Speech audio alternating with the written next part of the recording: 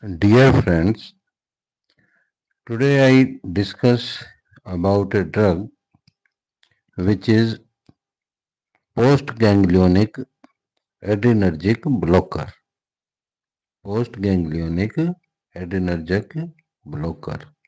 And the name of the drug is Guanadrel. Before we understand the mechanism of this Guanadrel, let us see what happens normally in these adrenergic neurons, or we can say noradrenergic neurons, postganglionic neurons. This is the nerve terminal of the postganglionic adrenergic neuron. This is the nerve terminal. Tyrosine enters the nerve ending. Tyrosine enters the nerve ending and it gets converted into dopa by tyrosine hydroxylase enzyme. Name of the enzyme is tyrosine hydroxylase, which converts tyrosine into dopa. And then dopa is converted into dopamine by the enzyme dopa decarboxylase. Okay, so this dopamine then enters the storage vesicle. The dopamine, which is produced from dopa, tyrosine, dopa, dopamine. Dopamine is synthesized. Now it enters the storage vesicle in the nerve terminal. It enters the storage vesicle in the nerve terminal. And here the dopamine is converted to norepinephrine. Norepinephrine. And when the action potential reaches the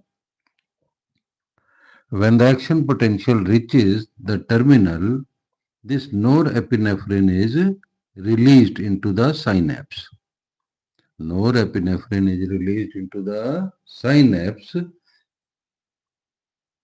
It is released onto the target, its target. And here the target is vascular smooth muscle. The target is vascular smooth muscle. And what does it cause? It produces vasoconstriction. Vasoconstriction. And in heart, it raises the heart rate. So this is the action of the norepinephrine when the action potential reaches the nerve terminal. So after its action, this norepinephrine, 80%, about 80% of the norepinephrine is reuptake happens in the nerve terminal. 80% of the norepinephrine is taken by this nerve ending back by norepinephrine transporter. Okay, and the other remaining norepinephrine is destroyed by the monoamine oxidase. Okay, this was the normal. Normally, what happens when the action potential is generated in the sympathetic neurons? These postganglionic adrenergic neurons. Now, what happens when Guanadrel is given? When Guanadrel is given, it also enters this nerve ending by same norepinephrine transporter. Norepinephrine transporter also takes it into the nerve terminal. And from here, another transporter, using another transporter, it enters into the storage vesicle. Okay, it enters into the storage vesicle. Now, in the storage vesicle, there was norepinephrine. But as the concentration of this Guanadrel increases in this storage vesicle, it kicks out the norepinephrine. It kicks out the norepinephrine, which is destroyed by monoamine oxidase. So when the action potential reaches this nerve terminal, when the action potential reaches here, instead of norepinephrine, Guanadrel is released. Guanadrel is released from the nerve ending. And this Guanadrel can be assumed as a pseudo neurotransmitter. Pseudo neurotransmitter. So it can't do anything. It can do nothing on the target organs. The target is smooth muscle, vascular smooth muscle. So vasoconstriction won't happen, thereby causing vasodilation. Okay. So vasodilation and heart rate will also not increase if it was norepinephrine, which is the normal case, then heart rate increases and vasoconstriction happens. But now Guanadrel has kicked out the this norepinephrine out of the storage vesicle, which is destroyed by monoamine oxidase.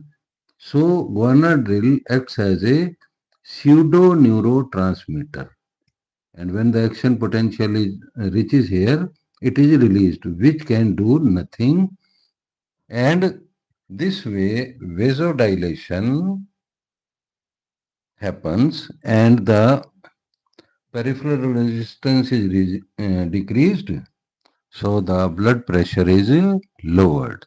So this is the mechanism by which this Guanadrel reduces the blood pressure.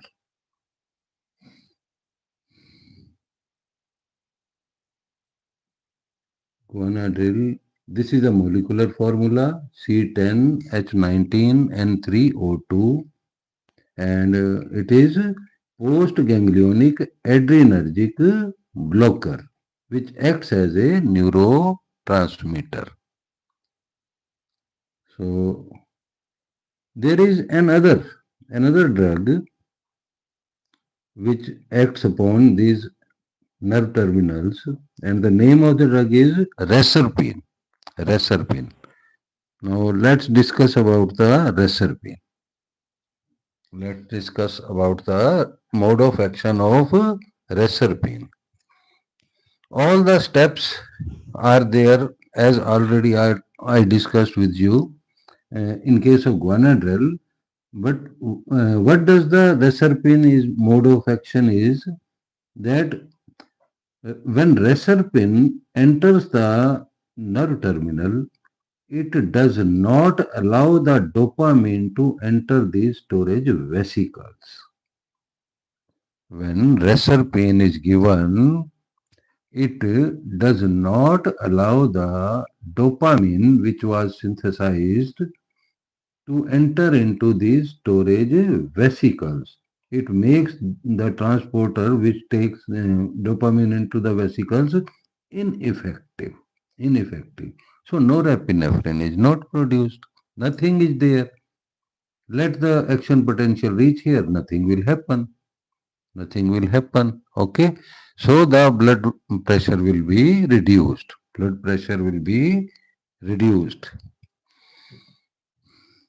So reserpine binds with the membrane of the storage vesicle and makes the dopamine uptake receptors dysfunctional. So dopamine can't enter these vesicles, and no norepinephrine is synthesized. So action potential is unable to give its effect, which is otherwise, normally which is otherwise of the norepinephrine. But nowadays this reserpine is avoided. It is not given because it is very dangerous drug.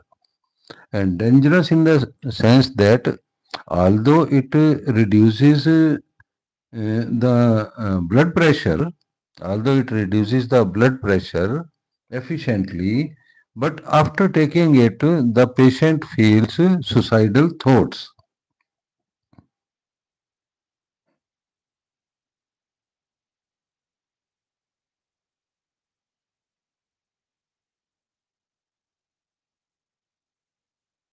It produces suicidal thoughts in the patient.